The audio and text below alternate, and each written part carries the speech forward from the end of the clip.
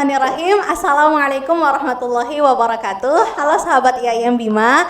Selamat datang di podcast IAIN Bima. Di sini kita bakal ngobrol-ngobrol tentang pendidikan, tentang ekonomi, tentang sosial atau tentang hukum dan fenomena-fenomena yang ada di kampus kita atau di luar kampus.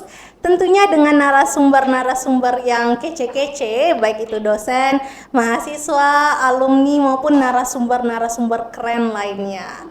Oke, untuk episode perdana kita hari ini, kita bakal kedatangan, ini ada Bapak dosen dan teman-teman yang habis melakukan student mobility ke 3 negara.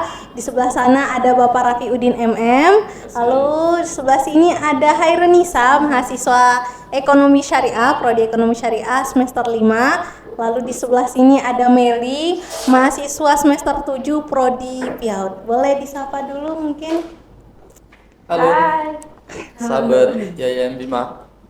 Oke, kita mungkin langsung saja ya Pak berbincang-bincang. Sebelumnya selamat datang kembali setelah bulan kemarin sudah melakukan perjalanan ke Malaysia, Singapura, dan Thailand untuk melakukan student mobility. Boleh diceritakan mungkin gimana proses awalnya sampai akhirnya bisa terpilih untuk ikut student mobility ke 3 negara? Siapa dulu yang mau menjawab? Meli dulu. Oke, silakan Meli. Iya, untuk pertama kali itu ada informasi itu dari Bapak Muslim selaku pembina kita Anakib. Katanya ada kegiatan rapat itu. Setelah itu kita kumpul dan memang diberitahukan bahwa kita mendapatkan kegiatan student mobility. Kemudian untuk melaksanakan kegiatan tersebut tidak langsung kita terpilih semua karena berhubung Anakib itu jumlahnya lebih dari 50 orang. Nah, untuk tahap seleksi itu kita diberikan tugas, yaitu salah satunya membuat karya ilmiah, yaitu berupa artikel. Nah, artikel itu akan diseleksi dan dipilih siapa yang artikelnya bagus, itulah yang akan pergi. Dan alhamdulillah saya yang terpilih. Oke, kalau Meli dari beasiswa KIP ya teman-teman, jadi melakukan seleksi. Seleksinya itu membuat makalah yang paling baik yang terpilih untuk bisa mewakili kampus melakukan student mobility. Kalau dari Nisa sendiri ceritanya gimana tuh Nis? Jadi sama juga, saya dari KIP 2021, terpilih juga dari seleksi itu dan ditambah rekomendasi dari dosen, jadi terpilihlah saya gitu. Terpilih. Oke, berarti teman-teman berdua ini memang dari KIP yang makalahnya bagus sehingga layak untuk nantinya dipresentasikan ketika mengikuti student mobility. Kalau Bapak Raffi mau menambahkan sesuatu mungkin sampai akhirnya bisa. Terima kasih Mbak Sasa. Yang pertama saya ucapkan terima kasih banyak kepada para pimpinan, terutama Pak Rektor, Pak Hendra MSI, yang mempercayakan saya untuk mendampingi teman-teman mengikuti studi mobility di 3 negara.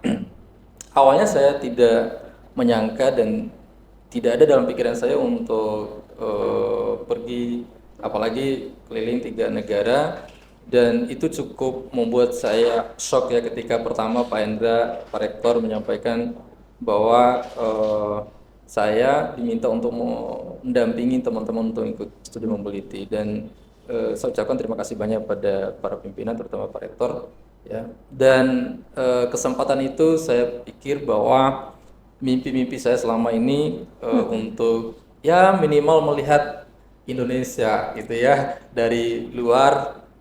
Sejak 2009 I have a big dream ya, mimpi untuk ya paling tidak keluar negeri, dan Allah mengabulkan itu di tahun 2023 melalui tangan-tangan para pimpinan untuk mempercayakan ini. Oke, Masya Allah sekali. Jadi ternyata mimpi Pak Raffi untuk bisa keluar negeri itu juga sudah lama dan bisa terrealisasi. Dan alhamdulillah bukan karena berangkat studi mobility 2023 di bulan September, dan 1 bulan kemudian saya berlawatan lagi ke Malaysia dan Thailand gitu ya. Alhamdulillah itu bulan tahun ini merupakan saya pikir keberuntungan buat saya ya. Oke. Untuk Meli sama Nisa ini juga pertama kali kan ya tentunya untuk keluar negeri, apalagi 1 kali keluar negeri langsung ke 3 negara.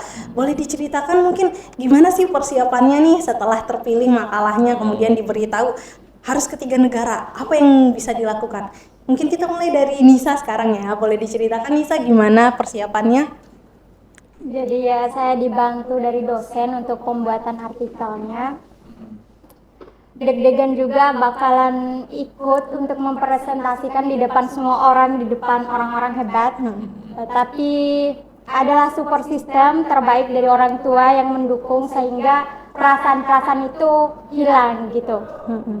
Jadi saya senang sekali mendapatkan kesempatan yang luar biasa untuk pergi ke 3 negara itu, dan ini first time saya pergi ke luar negeri. Luar negeri. Jadi persiapannya memang selain dari diri sendiri, artikelnya support dari luar juga luar biasa ya. Kalau dari Meli sendiri persiapan mungkin membuat paspor dan sebagainya, boleh diceritakan? Ya, untuk persiapan pembuatan paspor hampir sama dengan Nisa. Kita dibantu oleh dosen-dosen terkait berkas-berkas yang dipersiapkan untuk membuat paspor.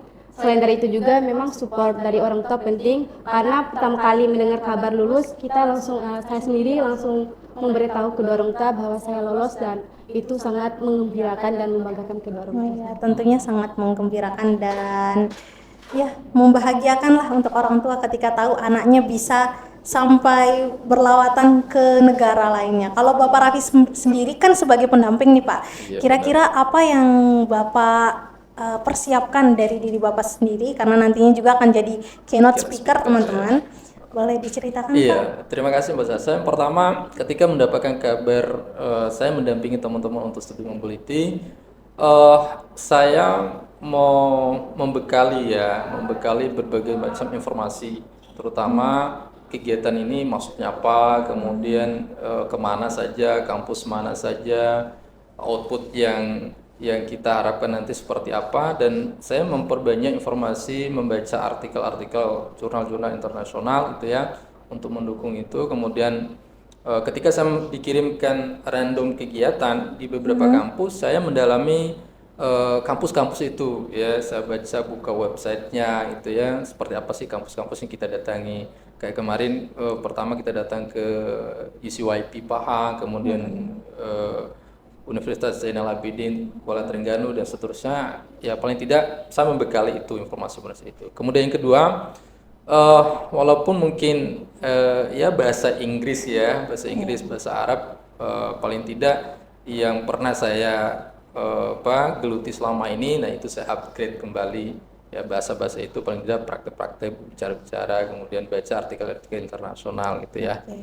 Ini berarti bisa juga jadi tips and trick nih buat teman-teman atau sahabat IAIN Bima yang mau pergi ke luar negeri untuk melakukan perjalanan, baik itu mungkin jalan-jalan atau justru lebih besar seperti Nisa dan Pak Raffi untuk menampilkan presentasinya di depan umum. Bisa mulai dengan mempersiapkan diri, kemudian minta support system, doa dari orang tua, lalu mencari tahu tentang negara yang akan kita kunjungi. Itu penting teman-teman sekalian, karena biar kita bisa beradaptasi. Lalu selain itu dari segi bahasa, terutama seperti bahasa Inggris Pak Raffi ya, bahasa yang universal, semua orang menggunakannya, jadi perlu untuk dipelajari. Walaupun memang orang bilang kalau ke Malaysia, Thailand kan orang pakai bahasa Melayu ya, paling banyak bahasa Melayu, tapi paling tidak kita karena mereka juga bahasa campur ya, bahasa Inggris, Melayu gitu ya. Nah kita bisa mengimbangi informasi-informasi yang kita dapatkan dari situ. Iya betul, memudahkan juga nanti ketika di bandara. Benar. Kemarin ini kita langsung loncat ke hari H waktu menampilkan makalahnya, baik Meli, kemudian Nisa dan Pak Raffi, teman-teman sama-sama menampilkan makalahnya ketika itu, namun di tempat-tempat yang berbeda. Waktu itu saya pernah dikirimkan videonya juga, luar biasa sekali, keren sekali teman-teman tampil, Pak Raffi juga Masya Allah sekali. Mau dengar dong ceritanya nih, gimana waktu maju ke depan, kemudian apa sih pengalaman yang paling diingat selama menampilkan makalahnya, lalu bagaimana respon orang terhadap makalahnya itu. Kita mulai dari Pak Raffi mungkin yang menjadi keynote speakernya kemarin. Oke, terima kasih. Dan ini lagi-lagi walaupun memang kita diminta ini ya, kirim abstrak makalah dan seterusnya, dalam bayangan saya sebelum ke sana acara yang biasa saja gitu ya, paling diskusi-diskusi biasa. Ternyata nyampe di sana, kebetulan saya dapatnya itu di Universitas Zainal Abidin Kuala Terengganu ya, negeri bagian timurnya Malaysia itu, dan kampus ini salah satu kampus negeri yang ada di Malaysia dan cukup besar sekali kampusnya gitu ya. Sebelum itu kita didata oleh ketua rombongan Prof. Ismail Swardiweke untuk tampil di mana gitu. Kebetulan saya dapatnya di Zainal Abidin itu. Nah, awalnya saya di University Patani, Thailand gitu ya. Ke Thailand. Malahnya saya komunikasi dengan Prof. Ismail, saya minta di Thailand ya, dibilang gitu, karena saya bicara tentang resolusi konflik. Nah, ternyata subuhnya beliau informasikan ke saya bahwa yuk tampil pagi ini di sana. Waduh, oh iya sudah, karena kita sudah ada persiapan, artikel sudah ada, PowerPoint sudah kita siapkan, dan PowerPoint yang berbahasa Inggris. Nah, itu kita kirim. Nah, nyampe di kampus itu memang luar biasa, sambutan, kemudian penerimaan. Terutama saya ucapkan terima kasih melalui podcast ini ke Dr. Taufik ya. Beliau orang Indonesia, dosen senior di Zainal Abidin yang memfasilitasi kita semua. Mudah-mudahan beliau melihat ini ya. Nanti saya kirimkan ini.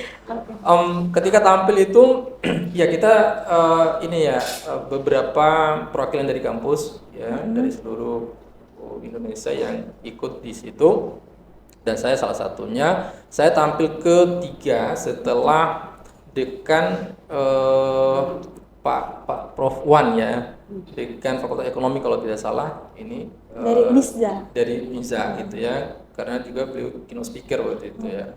Pak Dr. Taufik juga keynote speaker. Nah, awalnya deg-degan ya, deg-degannya luar biasa karena itu pertama kali bicara di forum internasional. Di situ banyak sekali yang hadir gitu ya, mahasiswa juga ada, mahasiswa UNISA juga hadir gitu ya, peserta studi mobility juga hadir di situ. Grogi pasti ada grogi ya. Ya namanya kita pertama kali first time. Saya berasal dari kampus kecil gitu ya. Tapi dalam hati saya meyakinkan bahwa walaupun dari kampus kecil tapi nyalinya besar.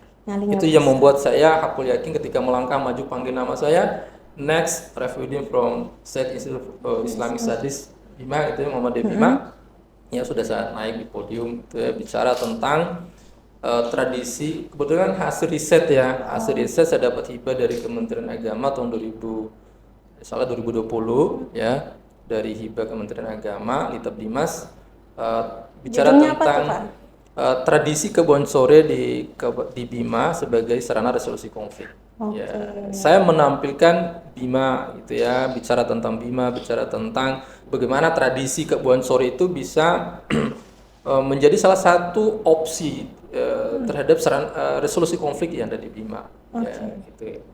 Luar biasa tentang Kabuan Core yang merupakan tradisinya orang Bima dipresentasikan di Malaysia, teman-teman, di Unisza. Kalau dari yang pertama tampil waktu itu Nisa ya? Nisa. Kalau Nisa sendiri waktu itu tampilnya di mana ya? Jadi saya tampil di UCYP Pahang, dan itu sangat mendebarkan untuk saya karena harus tampil di depan orang banyak gitu. Jadi pikiran overthinking itu muncul. Tapi karena saya melihat teman-teman yang tampil itu enjoy dengan materinya, jadi saya juga harus bisa tampil maksimal seperti mereka. Judulnya apa waktu itu, Nis? Jadi judul saya itu Tanggung Jawab Akademisi Ekonomi Islam dalam Membangun SDM yang Islami.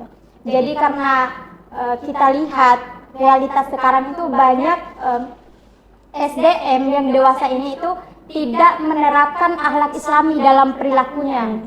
Adanya kasus pencurian dan lain sebagainya itu membuat saya berpikir untuk membuat judul ini gitu. Jadi penampilan secara global sebenarnya ini bukan hanya terjadi di Indonesia, teman-teman ya. Jadi secara global memang banyak SDM yang bekerja tapi tidak menampilkan seni Islamnya itu, padahal orangnya beragama Islam. Jadi Nisa akhirnya tertarik untuk mengangkat hal tersebut, lalu dipresentasikan di UCYP di Pahang, Malaysia juga ya, di Malaysia.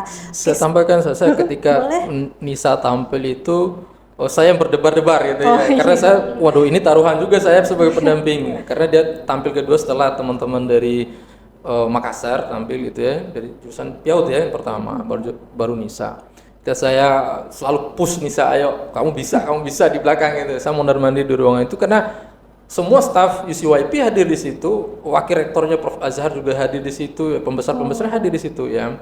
menyambut. Nah, Nisa tampil dengan suara lantang, saya ambil video kiri kanan, dan apa yang saya ininya ya, yang saya ingat itu ketika MC ngomong, saya pikir dosen tadi, ternyata ini mahasiswa karena suaranya lantang, orangnya kecil itu, tapi suaranya lantang, dan itu luar biasa, dia dapat apresiasi dari ISYP. Luar biasa, memang videonya juga keren sekali teman-teman bisa lihat di Instagram IAIM Bima, itu juga ada di posting video ketika Nisa menampilkan, kemudian ketika Bapak Raki Udin juga tampil sebagai keynote speaker. Sekarang kita move on ke Meli, sepertinya Meli nggak tampil di Malaysia ya? Iya. Boleh diceritakan Meli tampilnya di mana, terus judulnya apa nih?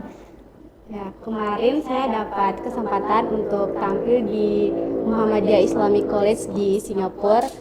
Judul untuk artikelnya itu, untuk papernya itu, pendidikan seks pada anak usia dini sebagai upaya pencegahan kekerasan seksual. Alasan saya kenapa saya mengambil judul tersebut, karena memang fenomena terkait kekerasan seksual pada anak itu banyak. Bahkan tahun 2016 WHO itu menyatakan bahwa 12% anak di dunia itu mengalami kekerasan seksual. Selain dari itu, kasus-kasus nyata yang ada di daerah kita juga banyak ditemukan terkait kekerasan seksual pada anak itu sendiri. Tampilnya di Muhammadiyah Islamic College ya, di Singapura. Jadi ini tampil di Malaysia, tampil di Singapura, berarti tidak ada yang tampil di Thailand. Sebenarnya Meli dapatnya di Thailand, Patani. Tapi karena waktu itu schedule-nya ketika diminta untuk itu, kita telat masukin namanya Meli. Sehingga alhamdulillah dapatnya di Muhammadiyah Islamic College di Singapura. Kalau dari perjalanannya nih berarti dari Singapura dulu, atau dari Malaysia dulu, dari Malaysia kemudian ke Thailand, baru terbang ke Singapura. Tentunya berkeliling 3 negara itu pasti ada hal-hal yang buat culture shock lah, atau sesuatu yang kelihatan, wah keren nih gitu. Kira-kira dari pikirannya Meli, Nisa maupun Pak Raffi saat itu apa sih yang kayak, wah ini nih harusnya ada gitu, harusnya ada di Indonesia atau di Bima lah, atau paling tidak di kampus kita ketika mengunjungi kampus-kampus besar yang ada di negara lain. Ya, siapa yang ingin menjawab dahulu? Mungkin Nisa? Ya, boleh diceritakan Nisa? Yang bisa kita terapkan di kampus kita. Kira-kira nih apa setelah melihat negara-negara tetangga tadinya? Jadi ya, ada satu hal yang menarik yang kita dapatkan dari Al-Bukhari International University. Di sana mereka mengajarkan mahasiswanya untuk membuat kerajinan yang bisa dijual ke turis-turis, dan itu bisa kita terapkan di kampus kita sehingga itu ada soft skill yang didapatkan oleh mahasiswa yang bisa dijual ke depannya ketika keluar dari sini gitu. Oke, berarti ada ini Al-Bukhari ya, Al-Bukhari Islamic School itu di Malaysia ya. Itu sistemnya gimana nih? Boleh diceritakan apakah dia bentuknya SMA kah atau perkuliahan? Jadi biar teman-teman punya gambaran nih, Bukhari Islamic University itu atau bagaimana gitu. Jadi Al-Bukhari University itu dia itu kampus dan menerima mahasiswa miskin. Jadi ada programnya dari Baznas, mereka bekerja sama dengan Baznas untuk merekrut mahasiswa dari orang yang tidak mampu atau kalangan duafa untuk masuk ke Al-Bukhari University, dan itu 100% gratis untuk mahasiswa undergraduate. Dan fasilitasnya pun lengkap yang disediakan oleh mereka, dan bahkan disediakan uang saku untuk keperluannya. Oke, jadi kalau dari Nisa, pandangan Nisa sendiri di Bukhari Islamic University itu salah satu hal yang bisa dilihat adalah walaupun dia sudah mahasiswanya itu dilatih soft skill-nya. Jadi soft skill terutama seperti menganyam dan kerajinan-kerajinan tangan yang memang teman-teman sebenarnya soft skill yang seperti itu tidak diajarkan di kampus. Jadi mungkin bisa jadi pertimbangan nih, bisa diterapkan di kampus kita untuk mengajarkan soft skill-nya. Kalau dari Meli sendiri, apa yang kira-kira membuat Meli wah keren nih gitu? Kalau saya setuju dengan Nisa, karena kan kita pergi ke beberapa kampus sebenarnya di Malaysia, namun untuk waktunya itu kan cukup singkat untuk terkait pengenalan kampus tidak terlalu ya. Memang ada pemberitahuan terkait program dan segala macamnya, namun memang yang menarik untuk terkait yang bisa kita terapkan di kampus itu yang ada di Al-Bukhari Islamic University. Al-Bukhari International University terkait kemampuan dalam berwirausaha, yaitu dalam membuat karya. Kemudian untuk Al-Bukhari University ini sebenarnya bukan hanya terbatas untuk orang Malaysia saja ya untuk beasiswa. Bagi teman-teman yang menonton, Al-Bukhari University ini membuka kesempatan untuk 68 negara. Dia bekerja sama dengan 68 negara untuk memberikan sekolah secara gratis, biaya full gratis sampai S1 selesai. Jadi bagi teman-teman yang ingin mendaftar itu bisa melihat websitenya, tinggal searching saja terkait Al-Bukhari International University. Oke, Al-Bukhari International University. Kalau dari Pak Raffi sendiri, yang paling berkesan gitu ketika jalan-jalan ke 3 negara itu bagian mananya? Kemudian mungkin bisa diceritakan dari pandangan Pak Raffi sendiri, apa sih yang terlihat sangat berbeda gitu, biar kita punya pandangan. Iya. Sebelum ke situ ya, tadi ada culture shock ya. Iya, culture shock. Jadi kami bertiga gitu ya, nyampe di KL itu karena penerbangan terakhir AirAsia ya 20 kurang lebih 21.30 lah. Baru ke KL centernya itu kita nyampe karena lama imigrasi dan seterusnya, keluar nyampe di penginapan itu kurang lebih pukul 23 lewat sekian. Kalau di Indonesia Tengah mungkin sudah setengah satuan ya, nyampe di sana. Dan perut kami lapar sekali waktu itu ya. belum makan malam, dan kita berusaha untuk makan di penginapan. Ternyata kita coba cari makan-makan di warung di sekitar situ ya. Ternyata pesan makan, ternyata yang ada makanan India. Gitu ya. Dan apa yang terjadi? Karena makanannya banyak sekali, Mbak Sasa, ayamnya besar, si Nisa pesan ayam besar, ini juga ayam besar, saya daging, dan kuahnya kuahnya banyak. Namanya kalau masakan India kan ini ya, rempah-rempahnya ini. Apa yang terjadi karena perut lapar, baru ngerasa itu nggak ada masuk ya. Nisa waktu itu nggak ini ya, paling hanya nasi, minta nasi putih gitu. Dan itu besok-besok mual semua. Dan itu hari pertama, dan seterusnya kita menyesuaikan ya.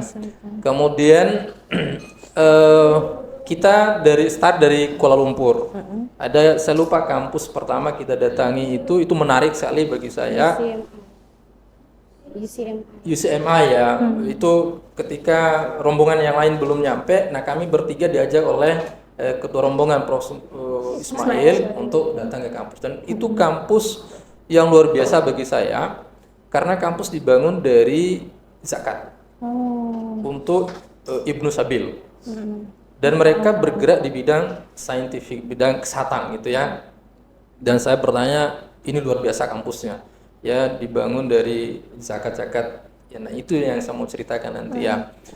Kemudian dari situ kita bergerak ke UCYP tadi Nisa, dari Pahang ke Kuala Terengganu, kemudian ke Kedah gitu ya, lalu nyebrang ke Thailand. Dari Thailand kami kembali lagi ke Malaysia, baru mampir di Kedah di Al-Bukhari International University.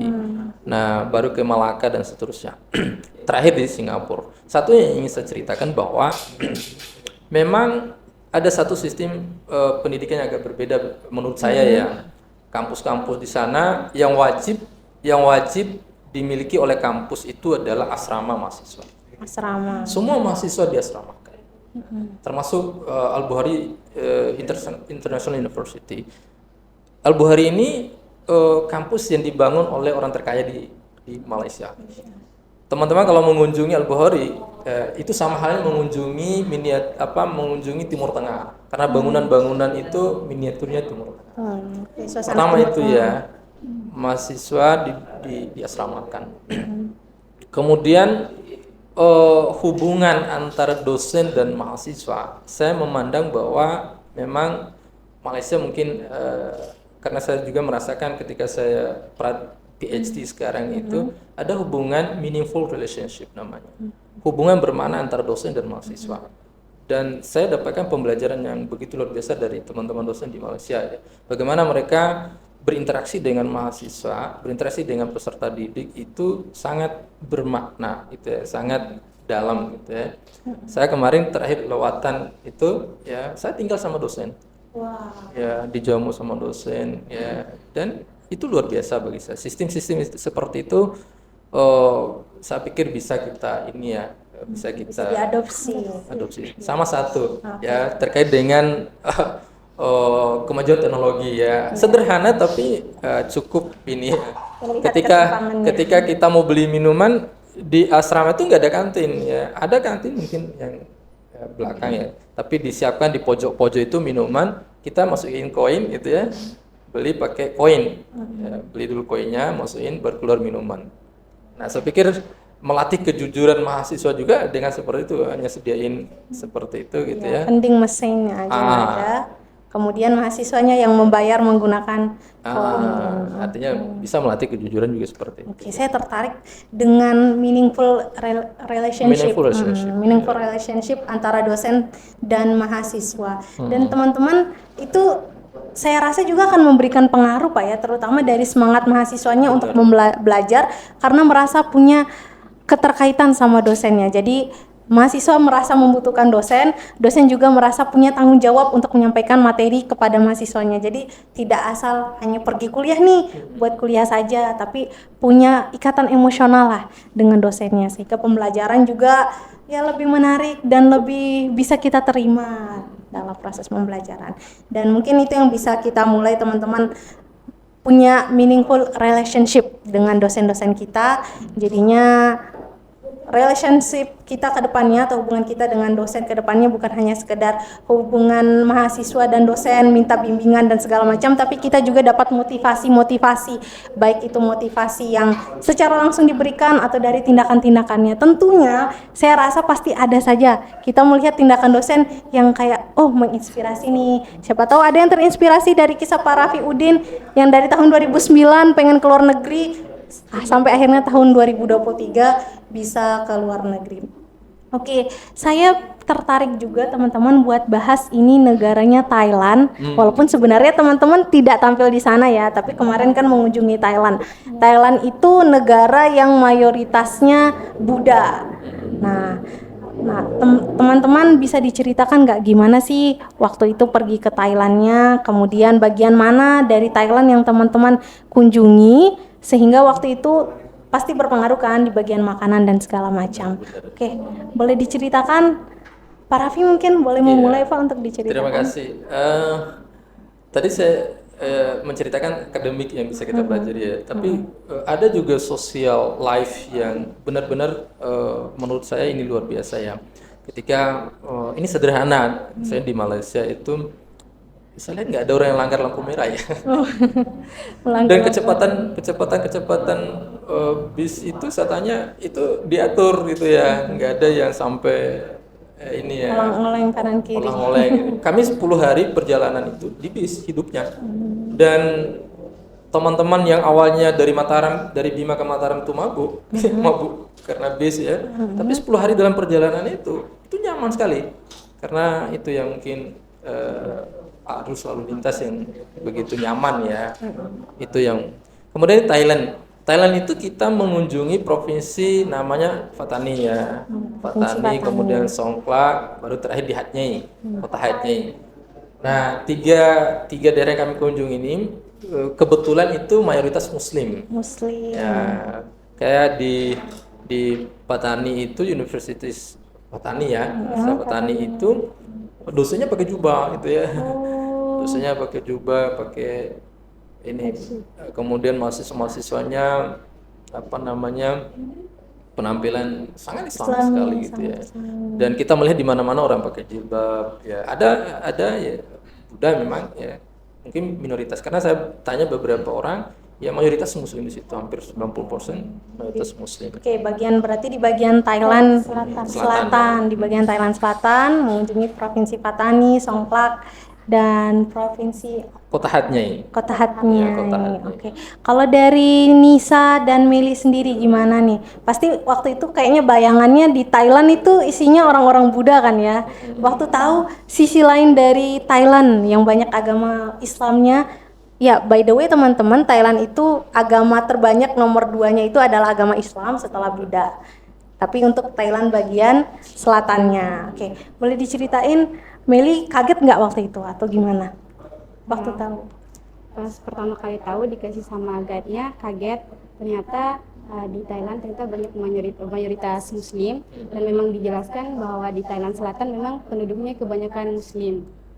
Muslim. Jadi kaget lah ya.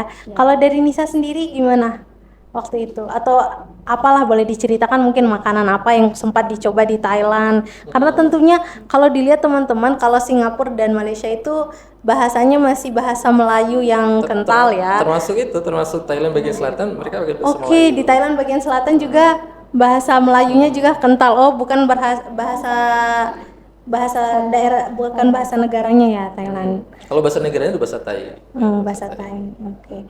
Kalau Nisa sendiri gimana, Nis? Kalau saya berekspektasi kalau Thailand itu pasti bisa bahasa Inggris ya. Waktu kita tanya itu salah satu pegawai Alfamart atau apa itu pakai bahasa Inggris, ternyata dia nggak ngerti. 7-Eleven. 7-Eleven. Oke. 7-Eleven. 7-Eleven Alfamart versi. Karena terbawa dari Indonesia kan belum tersimpan sebagian memori ya, bawa ke sana gitu. Oke, 7-Eleven di Thailand gimana tuh? Pakai bahasa Inggris. Iya, dia nggak ngerti. Ditanyalah temannya, baru dan kita harus nunggu lama nih. Temannya harus layani pembeli gitu. Barulah kita ditunjukin, paling banyak kita tanya itu toilet ya, yang bahasa Thailandnya itu Hongnam. Iya. Yang paling diingat sampai sekarang. Toilet. Karena kemana-mana kita toilet karena suasananya dingin sekali ya. Jadi Hongna, bahasa Thailand yang paling diingat malah toilet. Hongnam. Berarti tanyanya pakai bahasa Melayu. Iya. Oh, di mana Hongnam gitu. Iya. Tapi Kalau Melayu Hongnam ada itu Thailand. Iya. Melayu tandas. Melayu tandas tuh gimana tuh? Melayu tuh kalau toilet bahasa Melayunya tandas. Oh, bahasa Melayunya Malaysia. tandas. Ada yang lucu, Mbak Sasa, ketika kami keluar dari imigrasi kurang lebih 1 jam atau 2 jam perjalanannya, mampirlah di rest area gitu ya 7-Eleven tadi, belanja ganti tukar mata uang gitu ya. Nah, saya turun dari bis itu teman-teman ke Hongnam itu ke tandas atau toilet itu, saya kebetulan lihat dari atas bis itu ada yang jual durian. Saya dari rumah udah berpikir harus cicipi durian Thailand gitu ya. Nah, dari atas bis saya turun, kebetulan mereka kan pakai Hilux semua ya, pick up-nya itu 2 Hilux itu isinya durian. Nah, saya ke situ karena mereka pakai jilbab gitu ya. Nanya-nanya pakai bahasa Inggris mereka nggak ngerti ya. Kemudian pakai bahasa Melayu juga agak kurang gitu ya. Nah, coba saya pakai bahasa Arab, nah baru mereka ngeh gitu ya. Baru mereka ngeh. Nah, saya nanya-nanya gimana? Ini berapa harganya gitu ya. Mau katanya, ya mau, tapi berapa harganya? Enggak, gratis. Itu dikasih gratis. Oh, Durian apa? Durian Montong, Musangking ya. durian. Musangking itu dikasih gratis. Nah, saya bawa ke teman-teman yang sedang makan, wah direbutin. Nah, giliran habis kita mau beli lagi, nah orang udah pergi. Saya bilang ini gratis, loh kok bisa dapat gratis? Itulah kalau bisa bahasa Arab pasti gratis semua di sini. Berarti salah satu skill yang harus dimiliki bisa bahasa, Bener. bisa banyak bahasa. Siapa tahu bisa dapat gratisan juga nanti kalau ada jalan-jalan ke luar negeri. Itu pengalaman yang berkesan. Oke, sekarang Sasa mau pindah ke pertanyaan ini terkait dengan kira-kira dari pandangan Pak Raffi, Nisa, dan Meli, apa sih yang paling selain membekas tapi juga bermakna dari perjalanan ini? Tentunya tiap orang kan punya pengalaman yang berbeda ya. Misalnya kayak merasa bahwa perjalanan ini mengajarkan dari segi manajemen, mungkin memanajemen diri dan segala macam. Mungkin bisa diberikan pandangannya nih teman-teman. Dari Meli, mungkin Meli bisa diberikan kayak misalnya perjalanan ini mengajarkan saya tentang apa sih makna sabar itu, karena perjalanannya begini dan begitu. Mungkin bisa diceritakan biar teman-teman juga punya gambaran nih bahwa teman-teman yang pergi itu bukan hanya enaknya saja teman-teman, pasti ada rintangan-rintangan yang dilalui dan bagaimana sih mereka melalui itu selama 10 hari dalam perjalanan itu. Boleh Meli, silakan. Kalau menurut saya itu terkait kemampuan dalam beradaptasi ya di sekitar lingkungan. Apalagi kan kita pergi kemarin tuh bukan dengan lingkungan kita yang ada di kampus, tapi kita bertemu dengan teman-teman dari kampus yang berbeda, daerah yang berbeda, bahkan kita berada di negara yang berbeda. Nah, kita itu harus mau beradaptasi, bagaimana kita mampu membangun komunikasi dengan teman-teman satu rombongan dengan kita, kemudian bagaimana kita beradaptasi dengan lingkungan yang ada di sana, terutama makanan. Karena gini, kalau makanannya itu kan Beda ya? ya beda, susah banget masuknya. Tapi kita harus usahakan kita mampu beradaptasi dengan makanan ini sehingga kita bisa kuat untuk melakukan kegiatan tersebut. Yang kedua itu mengajarkan kita untuk pantang menyerah, semangat, terus lebih percaya diri. Karena kan untuk presentasi makalah tersebut bukan presentasi seperti di kelas seperti biasanya, tapi kita bertemu dengan orang-orang, lagi-lagi orang-orang yang berbeda dari lingkungan kita pada awalnya. Jadi memang membangun kepercayaan diri. Membangun kepercayaan diri. Jadi selain tadi beradaptasi, juga perjalanan ini mengajarkan Meli untuk melatih kepercayaan diri. Dan tentunya nih Meli, kita berharap semua ya teman-teman, perjalanan Mary dan perjalanan Nisa kemarin itu benar-benar bisa membawa perubahan lah, misalnya dari segi presentasi di kelas dan segala macam. Kalau dari Nisa sendiri, apa kira-kira yang bisa Nisa petik dari perjalanan panjang Nisa selama 10 hari ke 3 negara itu? Yang bisa saya petik dari perjalanan itu bahwa tidak semua hal itu menyenangkan. Adanya perlu kerja keras, dedikasi kita, semangat itu untuk membuat kita bertahan dalam situasi yang tidak menyenangkan untuk kita. Terus apalagi nih, kira-kira kalau dari manajemen diri, tentunya teman-teman perjalanan itu jauh, kemudian banyak hal yang kadang-kadang tidak sesuai dengan schedule. Nah, kalau dari Nisa sendiri gimana sih untuk manajemen dirinya ketika hal itu terjadi? Kalau saya manajemen diri saya harus tepat waktu dalam segala hal supaya teman-teman juga tidak menunggu lama, atau kan kita sering ditungguin oleh rombongan. Tapi saya berusaha untuk memanage waktu saya supaya tidak terlalu lama lah untuk ditungguin oleh teman-teman gitu. Oke, jadi yang bisa Nisa pelajari nih salah satunya adalah manajemen waktu ya, manajemen waktu, karena kita bertemu banyak orang, tentunya nggak boleh egois nih. Maunya diperhatikan sendiri aja, tapi memperhatikan orang lain sekitar, salah satunya dengan manajemen waktu. Dan semoga manajemen waktunya itu tertular sampai ke kampus nanti nih saya. Kalau dari Pak Raffi sendiri, bagaimana pandangannya Pak? Iya, terima kasih ya. Ada banyak hal yang membuat saya belajar dari perjalanan itu ya. Tadi kita cerita enaknya ya. Cerita enaknya aja, makanya penasaran dengan gak enaknya. Sebenarnya di balik layar itu ada banyak sekali tantangan yang kita selesaikan on the spot. Gitu ya.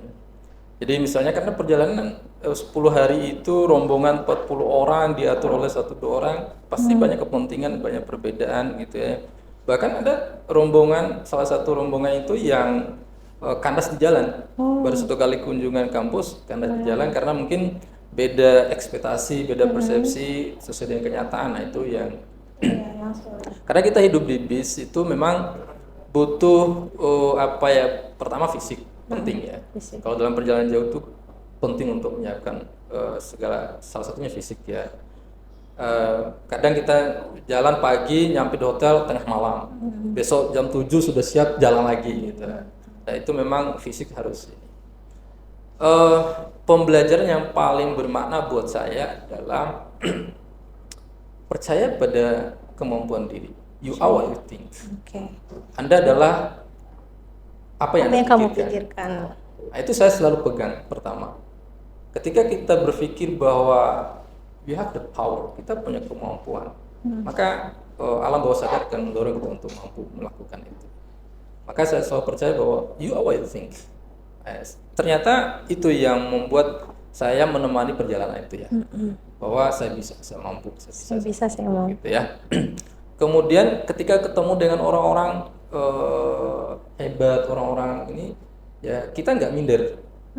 Dan ketemu dengan ya macam-macam kan dari berbagai kampus yang kita ketemu, gabung di situ. Kita dari kampus kecil, kalau nyali kecil ya kita endorse gitu ya.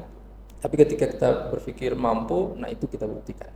Kemudian yang kedua, pembelajaran yang saya ini adalah kekuatan pikiran. Kekuatan pikiran. Iya.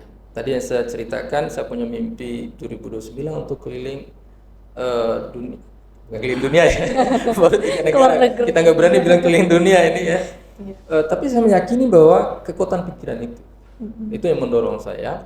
Dan itu September saya berangkat 3 negara, di bulan Oktober saya berangkat lagi. Nah, di Oktober itu saya ketemu dengan orang-orang hebat lagi. Ya, karena kemarin kita berjalan dari timur, tengah. Nah, kemarin saya jalan di bulan Oktober itu sisi baratnya, ya, dari Kuala Lumpur ya, tembus ke Padang Besar tembus Hatnyai. Nah, saya ketemu dengan orang-orang yang luar biasa di situ. Mengajak lagi ngetrip gitu ya, ngetrip sampai Chinese, Eropa, dan mereka kasih jalan untuk itu. Dan apa yang saya pikirkan dulu sejak 2009 membawa itu dan mulai terbuka gitu ya. Ada schedule misalnya Januari mereka ajak untuk sampai Chinese gitu, karena kereta itu sampai Chinese, dari Malaysia sampai Chinese, dan itu yang membuat saya bahwa yes, kita harus menguatkan, percaya pada pikiran. In ourselves. Yes. Percaya sama diri sendiri, believe in ourselves. Kemudian you are what you think. Nah, ini penting banget teman-teman. You are what you think. Kalian itu adalah apa yang kalian pikirkan tentang diri kita sendiri. Kalau misalnya dari ujian saja sudah bilang ya nggak bisa, harus nyontek dan segala macam, ya otomatis lah teman-teman akan terpengaruh. Diri kita sendiri juga akan berpikir, ya saya tidak mampu. Gitu ya. Padahal kita mampu, hanya belum diusahakan. Jadi poin penting hari ini mungkin bisa jadi highlight dari podcast kita adalah you are what you think. Oke.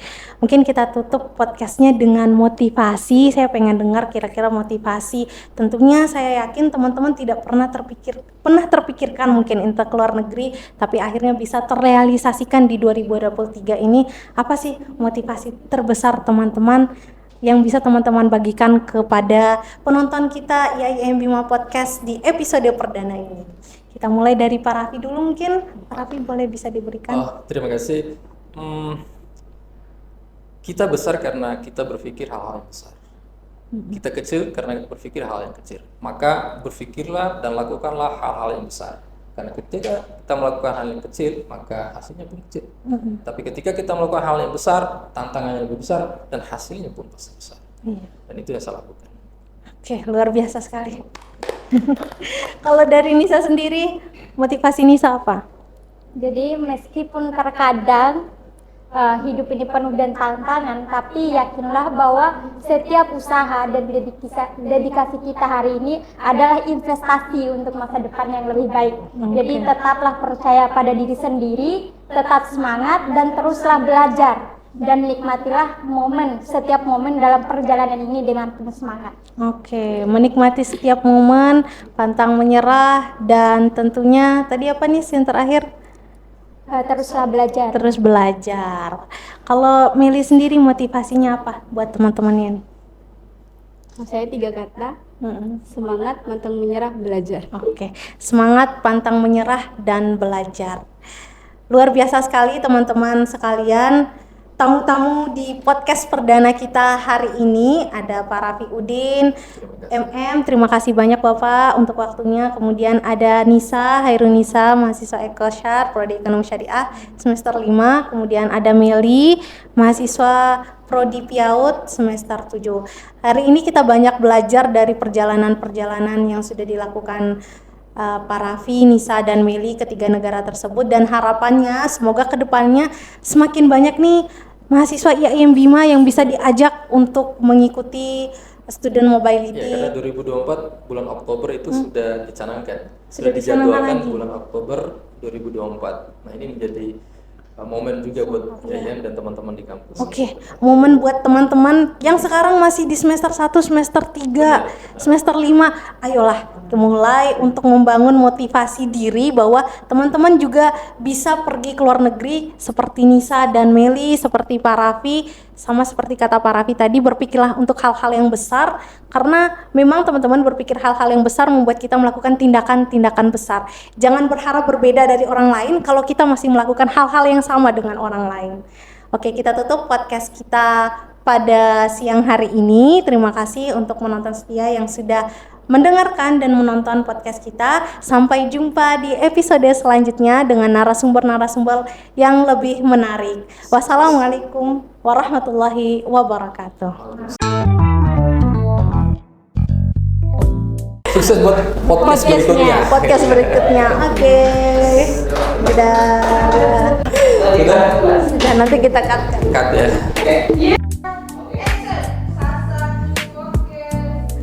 Oke, assalamualaikum warahmatullahi wabarakatuh. Baru tes kan? Tes sound. Jangan sentuh tes sound. Oke.